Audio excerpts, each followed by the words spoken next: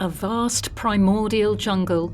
The savage lands are uncharted by any map, and its true size remains unknown. Ancient trees tower above the crowded canopy, casting shadows on saplings struggling towards the light. The dense vegetation cast a heavy blanket of silence over the jungle, broken only by the sounds of massive beasts crashing through the undergrowth. Deep within the jungle, savage predators prowl through the shadows, while vicious scavengers fight to the death over scraps of meat. All those that call this place home, from the smallest insect to the largest tree, must fight tooth and nail for their continued survival. With creatures venturing further and further beyond the jungle's outer limits, wandering into golden fields and attacking villages, the townsfolk have sought out the help of their great protector. Shining knights march into the jungles, hacking down anything that crosses their path. The beast of the savage lands seek out the intruders, preying on any warrior who leaves themselves open to attack. As tensions begin to rise, the jungle itself seems to be stirring, preparing to eliminate any human that steps within its bounds. This is the harshest habitat in Wraith, a massive jungle filled with vicious predators and savage wildlife. Inside a small hollow, beneath the roots of a haldor, a small pup opens its eyes for the first time. This is a brute, one of the fiercest predators in the savage lands. Yet, as he crawls out of the pile of rotting carcasses, he is no more dangerous than a newborn jakara. Hunger drives him to leave the safety of his burrow, following the scent of fresh blood on the air. This will be his very first hunt, and may very well be his last. Small, weak and defenceless, the young brute is easy prey for anything that finds him. However, nearby, a pair of strix lurk within the dense undergrowth. They notice the brute immediately, lunging straight toward the helpless infant. With a wail, he tries to roll out of reach, struggling against the strix iron grip. Even newborn brutes, such as this one, have incredibly sharp teeth, his canines tearing through one of their wings. In their panic, he slips away, quickly fleeing back to the burrow. He curls up in his pile of bones once more, hungry, but alive. Perhaps later he will have better luck finding a meal. After a successful hunt, the brute feasts upon his prey. However, the scent of blood often draws nearby creatures who come searching for a free meal. Even when he bellows in an attempt to intimidate them, the young brute is rarely seen as a threat. Skira, Paluda, Ankus, Brawnhide, kings of the jungle, fighting tooth and nail in a primordial wilderness. There is no rest, no respite. From the first light of dawn, the predators begin to roam, and their prey must be constantly on the move if they wish to survive. Ensnaring vines and vibrant flowers entice their prey into drawing closer, their curiosity proving to be their downfall. Even after the sun sets, the predators continue to stalk through the darkness, searching for sleeping prey to feast upon. This is a lesson repeated across the savage lands. You must always be ready for a fight. If you cannot defend yourself, you become another beast's meal. If you cannot protect your own meal, you go hungry. The brute is up for the challenge, but these predators have sharp talons and massive tusks. Even with the brute's claws and strength, he struggles to hold his own. Yet while he often suffers injuries, he refuses to back down, either fending off the beast or escaping with some scrap of food. It is the endless wilderness that the brute grew up in, battered by the constant fight to survive. Some days he is hunted, constantly on the run. Days would go by as he withered and wilted in starvation, hiding from a predator following his scent. Yet others would see him becoming the hunter, lounging within a secluded den with a full belly. As each season passes, the young brute grows. He becomes stronger, standing his ground against predators, no matter how large.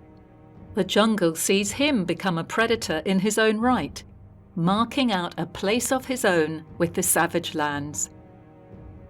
Straying further and further from his birthplace, the brute travels north to lands filled with larger, more dangerous predators. While the prey is plentiful, the beasts here are massive, powerful masters of hunt.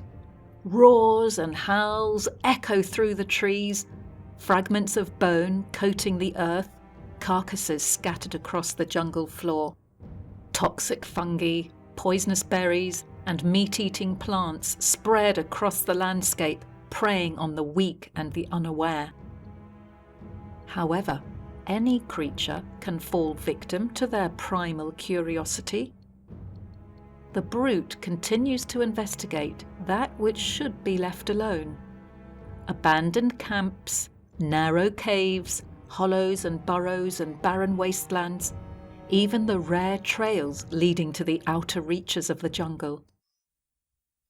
He finds all kinds of things: metal carapaces, large clubs of wood, handheld talons and massive canines, furs, leathers and hides, shards of metal, carcasses, skulls and bones from unfamiliar creatures. Some things he takes, making a protective hide for himself and a massive wooden club. He feasts on strange creatures with crystalline hides and stone shells. Yet the further he travels, the more dangerous the land becomes, with even more predators lurking in the shadows. The jungle has become far more complex. Beasts roam in massive packs, while savage predators stalk through the shadows. Venomous bites and toxic scales ensure a slow, painful death. Scavengers roam between the trees in packs, searching for easy prey. The injured, the ill, the young and old, in this part of the jungle, any sign of weakness will spell demise. Meanwhile, furless, leather-clad creatures gather to the east. With no talons or fangs to speak of, they wield pieces of metal, their large packs, sheer determination outweighing their weaknesses. Tracks and bones left in the earth speak of hunters wearing silver shells, trampling everything in their path. While the brute has yet to encounter these strange creatures, he prepares himself for a fight, keeping a wary eye out for the tracks they leave behind. For even the most experienced hunter, these are treacherous lands, and biding your time might well save your life. The brute lies in wait, skirting along the edges of tall cliff face, avoiding the largest and fiercest beasts that would spell certain death. He avoids the barren wastelands and the strange lakes, the acrid scent of death in the air. After all, it is not only beasts that spell danger in the savage lands.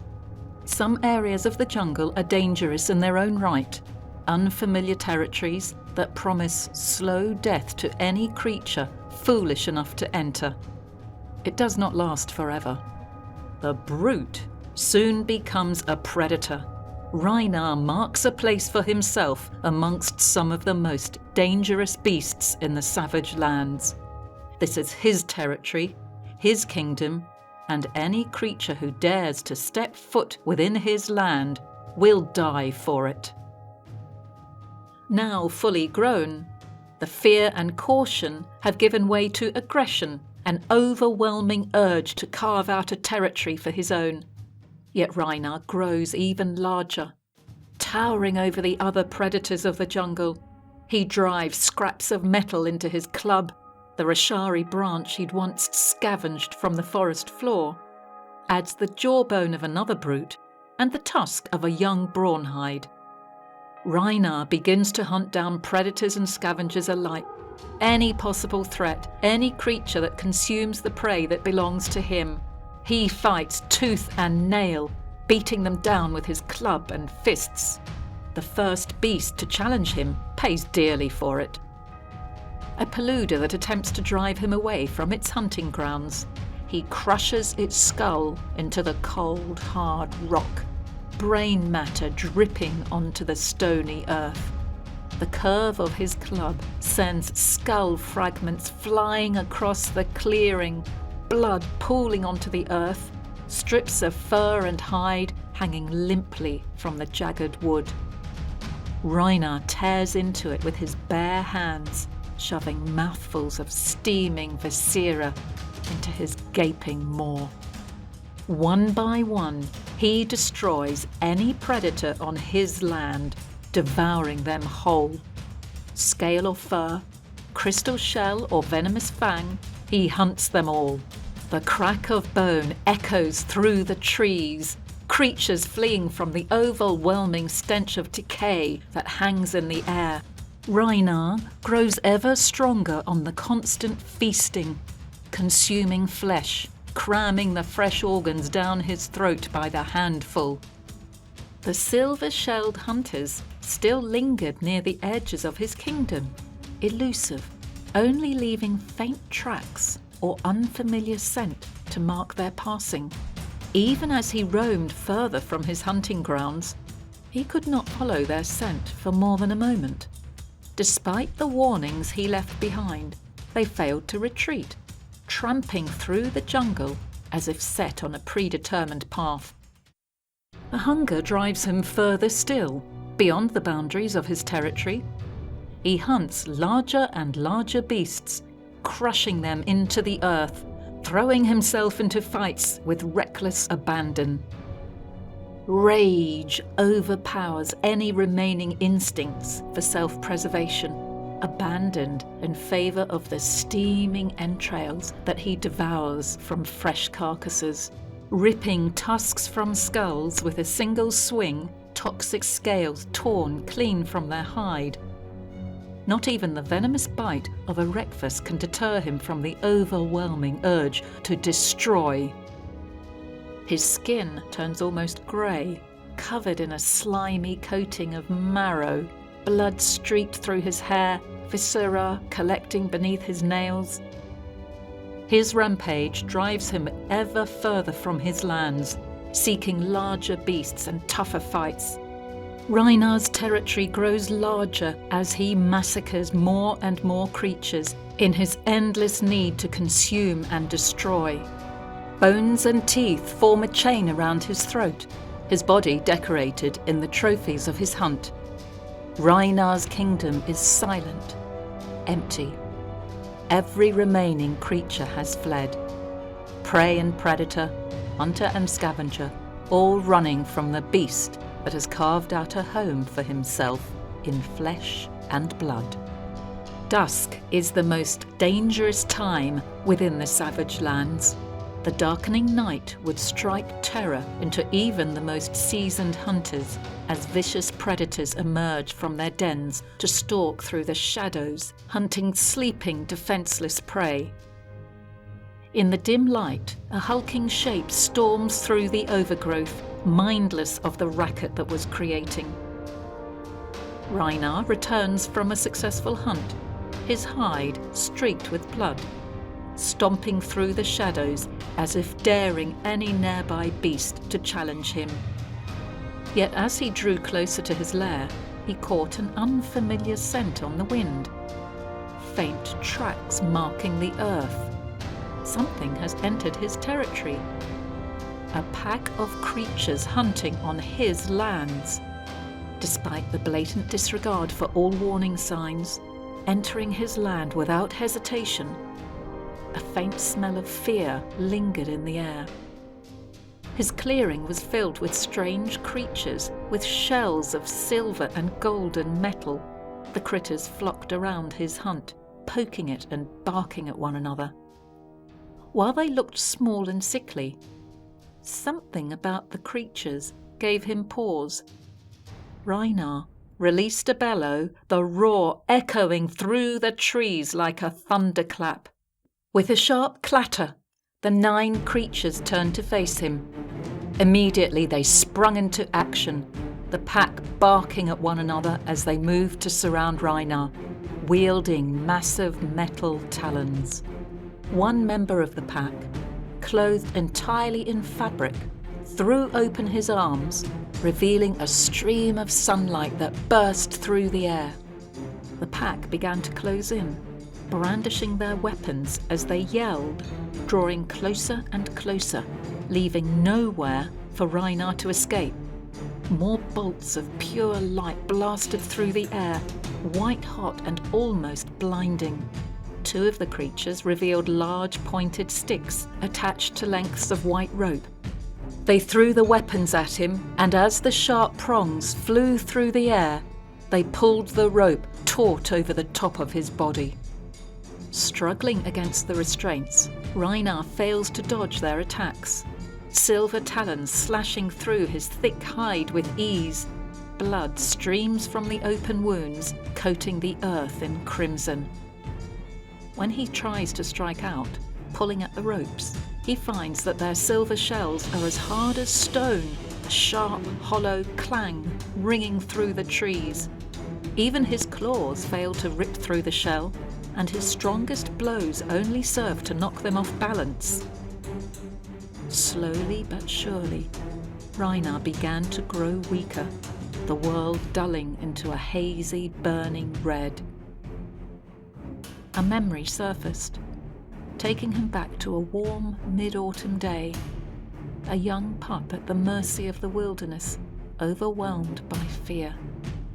The endless fear turned to rage, fueling a fire that flooded through his veins, bringing with it an all-consuming blood rage.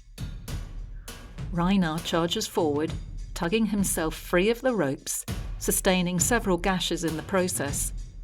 He bowled over one of the larger creatures, leaping toward one of the smallest members of the pack. Her fear was a sharp note in the air, the acrid scent of stark against the fire of his blood rage.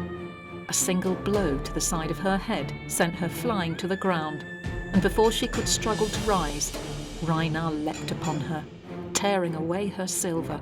He drove his fists into her, the loud crack of crushed bones echoing through the clearing. The rest of the pack faltered for a single heartbeat, and in the same instant, Rhinar charged at another, crushing the creature's skull between his hands. Another crashes into a tree with a sickening crack, while a third falls to their knees, screaming. The scent of blood drove him into a frenzy, tearing through the clearing in an unbridled rampage. The rest of the pack rallied, holding their weapons aloft as they charged, their talons slashed through the air.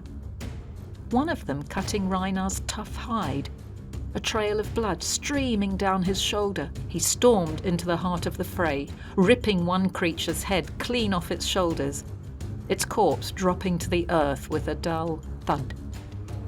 One by one, they began to fall, faltering, bones crushing easily beneath the might of his blows. Even as they tried to escape, Rhinar felled them one by one, crushing their bodies into the earth. Finally, all was still.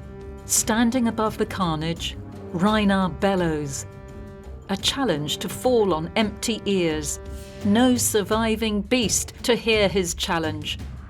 His bellow echoed through the trees, signalling the birth of an apex predator, an alpha, unmatched by any other.